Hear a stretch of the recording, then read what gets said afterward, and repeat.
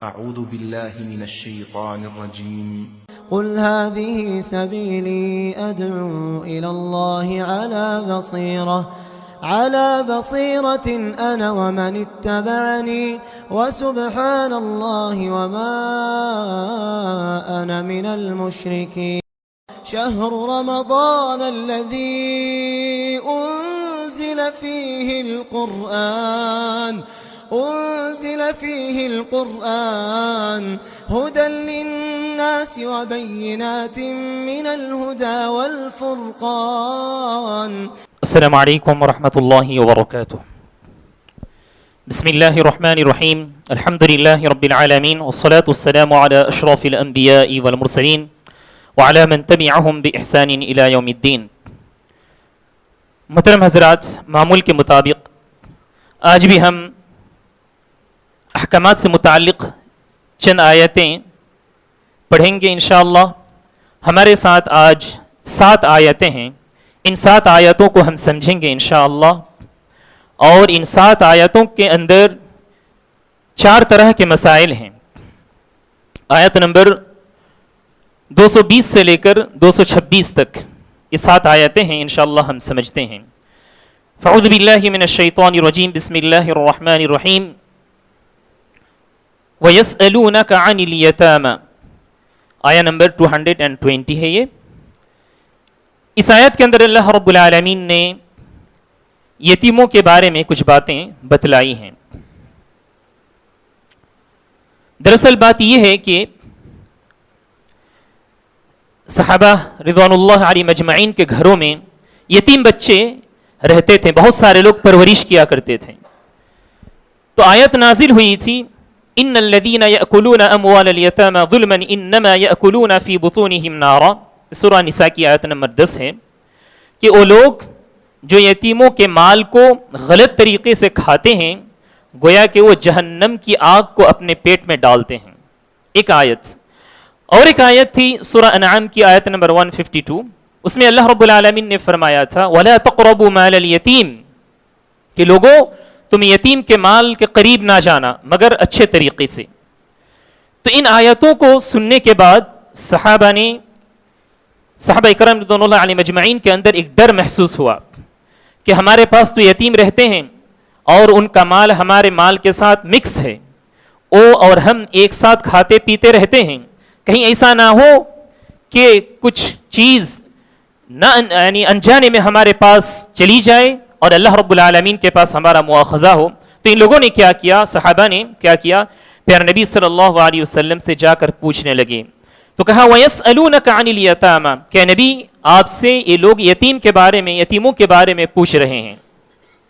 اللہ تعالیٰ نے فرمایا قُلْ إِصْلَاحٌ لَهُمْ خَيْرٌ وَإِن تُخَالِطُوهُمْ فَإِخْوَانُكُمْ فِي الدِّينِ. کہا اللہ تعالیٰ نے یتیم کا مال، اس کی دیکھ بھال کرنا، اپنے ساتھ رکھنا، یہ جائز ہے اس صورت میں جب نیت صاف ہو. ایسا نہ ہو کہ یتیم کا مال، مثال کے طور پر ایک آدمی ہے، ان کا ایک بھائی تھا، انتقال ہو گیا، چھوٹے چھوٹے بچے ہیں، اب ان بچوں کی پرورش بھائی کے ذمے آ گئی، لیکن وہ بچے مالدار ہیں کیونکہ اس کے والد کی طرف سے بہت سارے مال اس کو ملے ہیں. اب ان بچوں کی پرورش وہ بھائی کر رہے ہیں. تو ان کو چاہیے کہ غلط نیت اپنے دل میں نہ رکھے بلکہ اچھی نیت کے ساتھ ان مالوں کو ان میں اضافہ کرنے کی کوشش کریں، بزنس وغیرہ میں لگائیں. لیکن ہاں، اس کے لیے جو آدمی محنت کر رہا ہے، جو بھائی جیسا کہ میں نے مثال دی، وہ اس کی اجرت لے سکتا ہے، اجرت کے طور پر لے سکتا ہے، لیکن ایسا کہیں نہ ہو کہ غلط استعمال کر رہا ہے. تو اللہ تعالیٰ نے فرمایا کہ ڈرنے کی کوئی بات نہیں ہے، اگر نیت صحیح ہے تو ٹھیک ہے، اگر خیر کی نیت ہے تو ٹھیک ہے. پھر اللہ تعالیٰ نے فرمایا واللہ یعلم المفسد من المصلح، اللہ رب العالمین غلط کیا ہے صحیح کیا ہے بہتر جانتا ہے. پھر کہا اللہ تعالیٰ نے وَلَوْ شَاءَ اللَّهُ لَأَعْنَتَكُمْ إِنَّ اللَّهَ عَزِيزٌ حَكِيمٌ، اگر اللہ رب العالمین تمہارے اوپر بوجھ دینا چاہتا یہ بہت بڑی بات ہو جاتی. بلکہ ایسا بھی ہوا تھا، یہ جو میں نے کہا یہ دونوں آیتیں سورہ انعام کی اور سورہ النساء کی، ان آیتوں کے نزول کے بعد انہوں نے کیا کیا، یتیموں کو الگ تھلگ کر دیا تھا. یہاں تک کہ ان کا کھانا پینا اور اپنا کھانا پینا بالکل الگ کر دیا تھا، یہاں تک کہ یتیموں کے کھانے میں سے اگر کچھ بچ جائے اس کو یوں ہی چھوڑ دیتے تھے، یہاں تک کہ وہ خراب ہو جاتا تھا اور اس کو پھینک دیتے تھے. لیکن اللہ رب العالمین نے جب یہ آیت نازل کی، آیت نمبر 220، تو الحمدللہ ایک طرح سے راحت ملی اور مسئلہ واضح ہو گیا. اس کے بعد آئیے آیت نمبر 221 ہمارے ساتھ ہے. آیت نمبر 221 کا تعلق نکاح سے ہے کہ کیا مسلم مشرکہ سے شادی کر سکتا ہے، نکاح کر سکتا ہے، اور اس کا الٹا کیا کوئی مسلم عورت کسی مشرک مرد سے نکاح کر سکتا ہے یا نہیں. اس سلسلے میں اللہ رب العالمین نے کچھ احکامات بتلائے ہیں. کہا وَلَا تَنْكِحُوا الْمُشْرِكَاتِ حَتَّى يُؤْمِنْ کہ لوگوں تم مشرک عورتوں سے نکاح نہیں کرنا یہاں تک کہ وہ ایمان لائے، اسلام میں داخل ہو جائیں. اس کے بعد اللہ تعالیٰ نے فرمایا وَلَا تُنْكِحُوا الْمُشْرِكِينَ حَتَّى يُؤْمِنُوا اور تم اپنی عورتوں کا نکاح مشرک مرد سے بھی نہ کراؤ. وَلَعَبْدٌ مُؤْمِنٌ خَيْرٌ مِّن مُشْرِكٍ وَلَوْ أَعْجَبَكُمْ گرچہ کوئی بندہ مشرک بندہ تمہیں پسند آ گیا ہے لیکن ایسا نہیں ہونا چاہیے کیونکہ مومن بندہ یہ بہت ہی بہتر ہے اس مشرک بندے کے مقابلے میں. پھر کہا اللہ تعالیٰ نے کیوں ایسا ہے، مشرک کسی مسلم کسی مشرک کے ساتھ یہ رشتہ قائم نہیں کر سکتا. کہا اولئک یدعون الی النار کہ یہ لوگ جہنم کی طرف بلاتے ہیں، واللہ یدعو الی الجنۃ والمغفرۃ باذنہ اور اللہ رب العالمین لوگوں کو جنت اور مغفرت کی طرف بلاتے ہیں.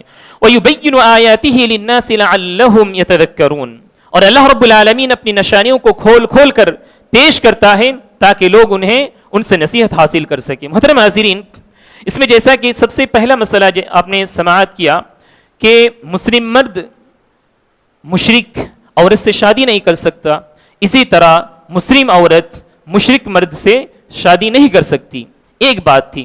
دوسرا مسئلہ اور لیکن اس میں ایک استثناء ہے، جو اہل کتاب ہیں کتابیہ یعنی یہود اور نصارہ ان کی عورت سے مسلمان کا نکاح درست ہے. انشاءاللہ بہت تفصیل کے ساتھ ہم پڑھیں گے اس مسئلے کو سورہ مائدہ کے اندر 5 نمبر جو آیت ہے اس کے اندر. بس اتنا رکھیے مشرکوں سے یہ رشتہ قائم نہیں کرنا ہے سوائے کس کے، یہودی اور نصارہ عورت سے. اس کے بعد ایک اور مسئلہ اس کے اندر ہے کہ عورت کا نکاح بغیر ولی کے درست نہیں. پھر نبی صلی اللہ علیہ وسلم نے حدیث میں یہ بھی فرمایا ہے کہ اگر کسی عورت نے ایسا کیا گویا کہ وہ زانیہ ہے، نعوذ باللہ. کیونکہ اس آیت کے اندر اللہ تعالیٰ نے فرمایا ہے وَلَا تُنْكِحُوا الْمُشْرِكِينَ حَتَّى يُؤْمِنُوا اور تم مسلم عورتوں کا نکاح نہ کراؤ یہاں تک کہ وہ لوگ یعنی وہ مشرکین ایمان لا لیں. اس میں فرمایا گیا کہ عورتوں کا نکاح کرایا جاتا ہے، وہ کرتی نہیں ہے بلکہ نکاح کرایا جاتا ہے. اس کے جو ولی ہوتے ہیں، اولیاء ہوتے ہیں، وہ لوگ یہ نکاح کراتے ہیں لیکن رضامندی تو ضروری ہے.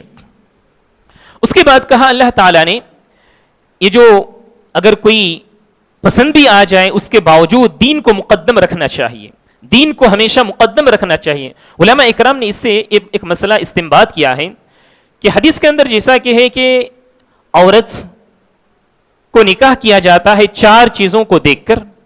ابو ہریرہ رضی اللہ عنہ کی وہ حدیث ہے تنکح المرأة بأربع کہ عورت 4 چیزوں یعنی جو مرد نکاح کرتا ہے عورت سے تو 4 چیزیں دیکھنی پڑتی ہے اس کو.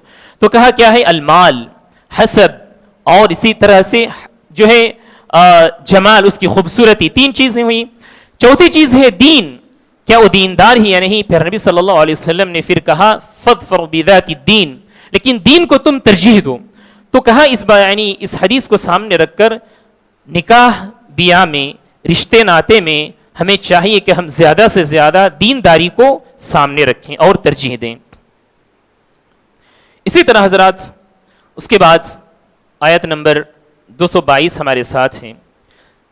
اس آیت کا تعلق اور اس کے بعد والی آیت جو 223 نمبر آیت ہے ان دونوں کا تعلق ایک ایسے مسئلے سے ہے جس کا تعلق جو ہے عورتوں سے ہے. کہا اللہ رب العالمین نے وَيَسْأَلُونَكَ عَنِ الْمَحِيضِ لوگ آپ سے حید کے سلسلے میں پوچھ رہے ہیں کہ جب عورت کو حید آ جائے، مہوری آ جائے تو اس وقت آدمی اس کے ساتھ کیسا سلوک کرے.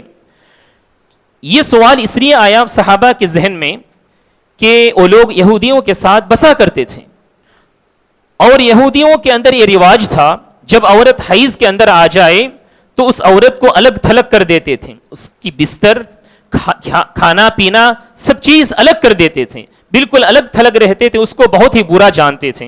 لیکن اللہ رب العالمین نے فرمایا کہ آپ کہہ دیجئے قل ہوا اذن، یہ جو حیض کا وقت ہے اور یہ جو چیز ہے یہ گندگی ہے اور یہ نقصان دہ ہے آدمی کی صحت کے لیے.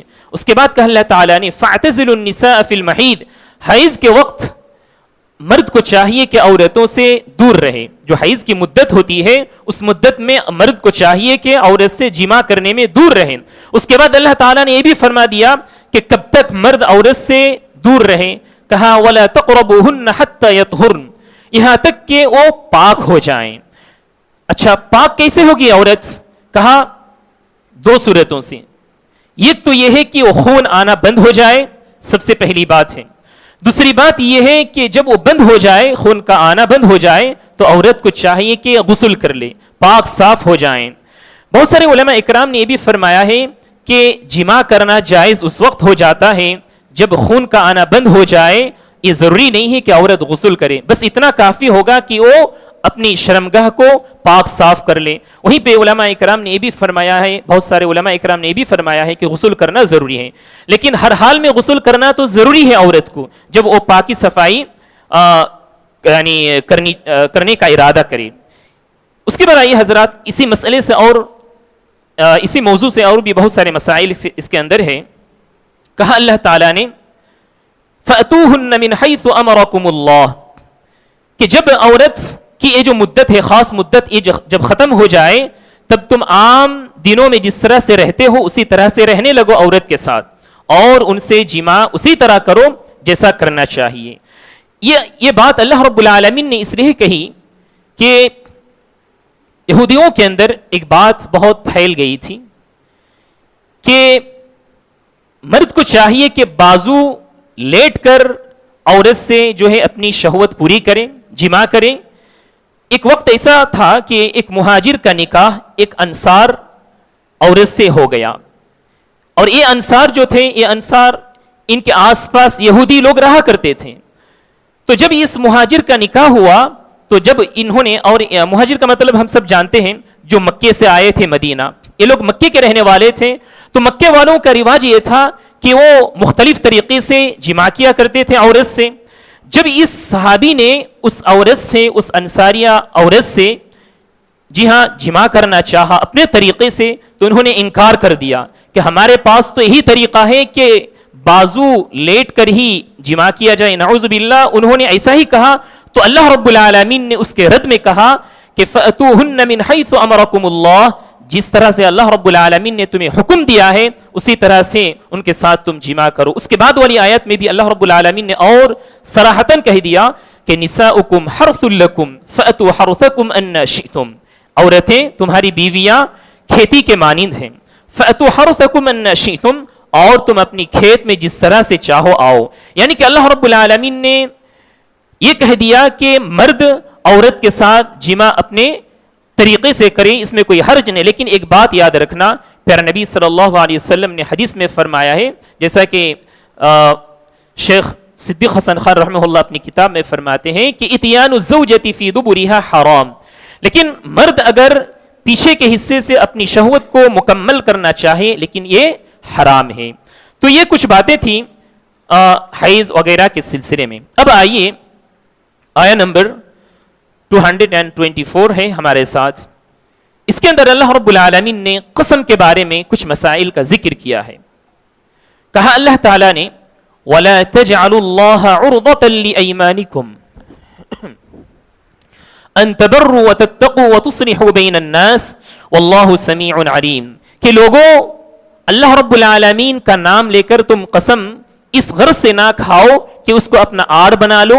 یعنی بہت سارے لوگ باتوں بات میں قسم کھایا کرتے ہیں. کہا ایسا نہیں کرنا چاہیے، اور ایسا بھی نہیں کرنا چاہیے کہ کوئی اچھا کام نہ کرنے کی نیت سے آدمی قسم کھائے. کہا ان تبروا وتتقوا وتصلحوا بین الناس، کہ بھلائی نہ کرنے کی غرض سے یہ کہے کوئی آدمی کہ میں قسم کھاتا ہوں نعوذ باللہ آج میں عشاء کی نماز نہیں پڑھوں گا. اگر کوئی آدمی اس طرح سے قسم کھائے کہ میں آج نعوذ باللہ میں عشاء کی نماز نہیں پڑھوں گا، یا تو ایسا کہے کہ میں فلاں رشتہ دار سے تعلق ختم کر دوں گا، اس طرح کی قسم اگر کوئی کھائے تو کہا علماء کرام نے اس قسم کو توڑنا چاہیے اور اس کا جو کفارہ ہے اس کو ادا کرنا چاہیے۔ کفارہ کیا ہے انشاءاللہ ہم سورہ مائدہ کے اندر پڑھیں گے۔ کہا کہ 10 مسکینوں کو کھلانا ہے، 10 مسکینوں کو کھلانا ہے، یا تو پھر ان 10 مسکینوں کو کپڑا پہنانا ہے، یا تو پھر ایک غلام کو آزاد کرنا ہے۔ اگر اس کی استطاعت نہیں ہے کسی آدمی کو، جو قسم توڑنے والا آدمی ہے، تو کیا کرنا چاہیے؟ اس آدمی کو 3 دن روزے رکھنا چاہیے۔ یہ اس قسم کے بارے میں اللہ رب العالمین نے فرمایا کہ آدمی اچھا کام کرنے سے اپنے آپ کو دور رکھنے کے لیے اللہ رب العالمین کی قسم کھائے۔ اور ایک بات درمیان میں کہنا چاہتا ہوں کہ جب کوئی آدمی قسم کھانا چاہے، آپ سب جانتے ہیں، تو قسم صرف اور صرف اللہ رب العالمین کے نام سے ہی کھائی جاتی ہے۔ پھر نبی صلی اللہ علیہ وسلم نے فرمایا ہے من حلف بغیر اللہ فقد اشرک، جو آدمی اللہ کے علاوہ کسی اور کی قسم کھاتا ہے اس آدمی نے شرک کیا۔ اسی طرح حضرات ابو موسیٰ اشعری رضی اللہ عنہ کی ایک حدیث ہے، پھر نبی صلی اللہ علیہ وسلم نے فرمایا ہے، بخاری کے اندر ہے، کہ اللہ رب العالمین کی، یعنی پھر نبی صلی اللہ علیہ وسلم یہ فرماتے ہیں کہ اللہ کی قسم، اگر میں اللہ رب العالمین کی قسم کھا لوں اور بعد میں اس سے بہتر کوئی مجھے تدبیر نظر آئے، صورت نظر آئے، تو میں قسم کو توڑ دوں گا اور وہ اچھا کام کروں گا۔ پھر نبی صلی اللہ علیہ وسلم نے ایک دوسری حدیث میں بھی فرمایا ہے، صحیح مسلم کے اندر ہے، کہ جو کوئی آدمی قسم کھائے اور بعد میں اس کو یہ پتا چلے کہ نہیں اس سے بھی بہتر کام یہ ہو سکتا ہے، تو جو پہلے کی نیت تھی اس کو توڑ دے اور اچھا کام کر لے۔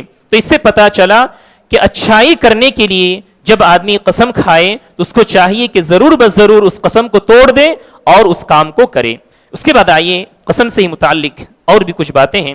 آیت نمبر 225 کے اندر اللہ رب العالمین نے فرمایا لا يؤاخذكم الله باللغو في ايمانكم ولكن يؤاخذكم بما كسبت قلوبكم، اللہ رب العالمین تمہاری ان قسموں کا مواخذہ نہیں کرتا ہے جو لغو ہے، یعنی بیکار۔ آدمی کی عادت ہوتی ہے، بہت سارے لوگوں کی عادت ہوتی ہے باتوں باتوں میں قسم کھانا، لیکن اس قسم اور نیت کے ساتھ کوئی تعلق نہیں رہتا ہے۔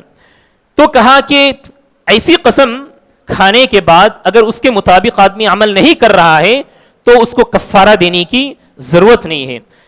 ام المؤمنین عائشہ صدیقہ رضی اللہ عنہا فرماتی ہیں کہ یہ آیت کب نازل ہوئی؟ کہا یہ آیت ان لوگوں کے بارے میں نازل ہوئی جو بلا شعور قسمیں زیادہ کھایا کرتے ہیں، کہتے ہیں لا واللہ بلا واللہ، اللہ کی قسم میں ایسا نہیں کروں گا، اللہ کی قسم میں ضرور ایسا کروں گا، لیکن بس ایسا ہی ہوتا ہے، نیت نہیں ہوتی قسم کھانے کی۔ تو کہا کہ کفارہ کی اس میں کوئی ضرورت نہیں ہے۔ اس کے بعد والی جو آیت ہیں وہ بھی قسم ہی سے تعلق ہے، لیکن یہ تھوڑی سی الگ ہے۔ آیت نمبر 226 کے اندر اللہ رب العالمین نے فرمایا لِلَّذِينَ يُؤْلُونَ مِن نِّسَائِهِمْ تَرَبُّصُ 4 أَشْهُرٍ فَإِن فَاءُوا فَإِنَّ اللَّهَ غَفُورٌ رَحِيمٌ، جو لوگ اپنی عورتوں سے ایلا کرتے ہیں تو ان کو چاہیے کہ 4 مہینے انتظار کریں۔ فَإِن فَاءُوا، اگر وہ اپنی قسم کو پوری کر دے، فَإِنَّ اللَّهَ غَفُورٌ رَحِيمٌ، تو بے شک اللہ رب العالمین غفور اور رحیم ہے۔ اب آئیے ہم یہ سمجھتے ہیں ایلا کس کو کہا جاتا ہے۔ ایلا کہتے ہیں کہ شوہر اپنی بیوی سے تعلق ختم کرنے کا ارادہ کرے اور قسم کھائے، یعنی جمع کرنے سے اپنے آپ کو دور رکھے اور یہ کہے کہ میں اپنی بیوی سے دور رہوں گا، اور اس کی زیادہ سے زیادہ لمٹ جو ہے 4 مہینے ہے۔ 4 مہینے کے اندر اس آدمی نے اگر اپنی قسم کو توڑ دیا، مثال کے طور پر اس نے یہ کہا کہ میں 1 مہینے اپنی بیوی سے دور رہوں گا، تو اس آدمی نے 1 مہینے کو مکمل کیا، اس کے بعد اپنی بیوی کے ساتھ رشتہ قائم رکھنا یہ درست ہے، اس کو کفارہ دینے کی ضرورت نہیں ہے۔ لیکن 1 مہینے کی نیت کر کے اس نے کیا کیا، 1 مہینے سے پہلے ہی اپنی بیوی سے ملنے لگا، تو اس آدمی کو کفارہ دینے کی ضرورت پڑی، کیونکہ اس نے قسم کو توڑ دیا۔ 1 مہینے کی نیت کی تھی، اس کو مکمل نہیں کیا، اس سے پہلے ہی رشتہ قائم کیا، تو اس آدمی کو کفارہ دینا پڑے گا، ایک مسئلہ ہے۔ لیکن اگر کسی نے یہ نیت کی کہ میں 4 مہینے سے زیادہ اپنی بیوی سے تعلق قائم نہیں رکھوں گا، یا تو پھر کوئی متعین کرتا ہی نہیں، کہتا ہے کہ میں کبھی بھی اپنی بیوی سے تعلق نہیں رکھوں گا، تو کہا انتظار جو ہے لوگ انتظار کریں گے، ان دونوں کے رشتے کے بارے میں لوگ انتظار کریں گے. اگر 4 مہینے ختم ہو جائیں تو اس آدمی کو مجبور کیا جائے گا اس بات پر کہ 2 آپشنز دیے جائیں گے، یا تو تم طلاق دے دو یا تو تم رشتہ قائم رکھو. یا تو تم طلاق دے دو، اگر طلاق دے دے تو ٹھیک ہے، اور اگر رشتہ قائم کرنے کی نیت کرے تو اس کو پھر کفارہ ادا کرنا پڑے گا. تو 3 طرح کی باتیں ہم نے معلوم کی کہ 4 مہینے سے پہلے اگر وہ نیت کرتا ہے اپنی بیوی سے نہ ملنے کی نیت کرتا ہے، جو لمٹ جس لمٹ کی وہ نیت کرتا ہے اس کو پورا اگر کرتا ہے اور تو کفارہ دینے کی ضرورت نہیں. اگر پورا نہیں کر رہا ہے، اس سے پہلے رشتہ قائم کرنے لگتا ہے تو کفارہ دینے کی ضرورت پڑے گی. اور جو آخری جو صورت تھی کہ 4 مہینے سے زیادہ اگر رشتہ ناتا قائم نہ رکھے، جی ہاں، تو اس آدمی کو مجبور کیا جائے گا. قاضی صاحب جو فیصلہ کریں گے وہ مجبور کریں گے اس آدمی کو 2 باتوں پر، دونوں میں سے ایک پر، یا تو طلاق دے دے یا تو پھر وہ دوبارہ رشتہ ناتا قائم رکھے. اگر رشتہ قائم رکھے تو اس آدمی کو کفارہ دینے کی ضرورت پڑے گی. اس کے بعد والی آیت میں اللہ تعالیٰ نے یہ فرما دی، جی ہاں، ایک اور بات ہے. یہ جو ایلا ہے، ایلا پیارے نبی صلی اللہ علیہ وسلم نے بھی کیا تھا. امہات المؤمنین کے ساتھ پیارے نبی صلی اللہ علیہ وسلم نے بھی ایلا کیا تھا، اور آپ صلی اللہ علیہ وسلم کی ایلا کی لمٹ تھی 1 مہینہ. اس کے بعد آپ صلی اللہ علیہ وسلم رشتہ قائم کیے. اس کے بعد والی آیت جو ہے، اگر یہ لوگ طلاق دے دیں تو پھر ان کی طلاق کے حساب سے جو ہے جو طلاق کے پروسیس ہیں انشاءاللہ ہم معلوم کریں گے، وہ ان پر لاگو کیا جائے گا. انہی باتوں پر ہم آج کا درس ختم کرتے ہیں. اور بھی بہت سارے مسائل ہیں انشاءاللہ ہم معلوم کریں گے. اللہ رب العالمین سے دعا ہے کہ اللہ تعالی ہم تمام کو صحیح علم عطا فرمائے، پھر اس پر عمل کرنے کی بھی توفیق دے. آمین. وجزاکم اللہ خیرا، والسلام علیکم ورحمۃ اللہ وبرکاتہ.